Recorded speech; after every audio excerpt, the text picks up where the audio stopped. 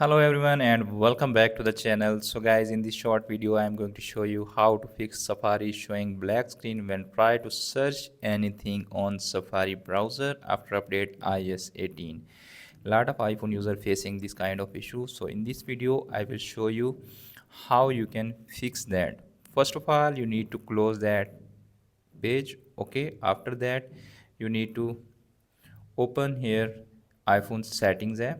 Okay, in settings section you need to scroll down below and find here Safari. Okay, let me find that apps. After that you need to scroll down again and find here Safari. You can see right now showing here Safari browser. Tap on that. Okay, after that you need to scroll down again and find here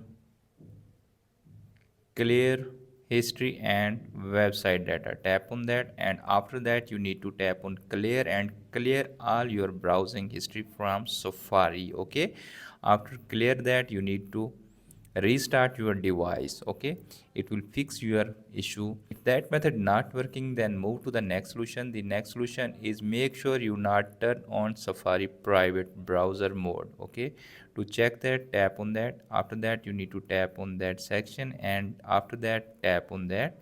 Okay, make sure your private browser not turn on from here. So friends, by do that 2 to 3 simple steps, you can easily fix that your Safari browser showing black screen when try to search anything on Safari browser.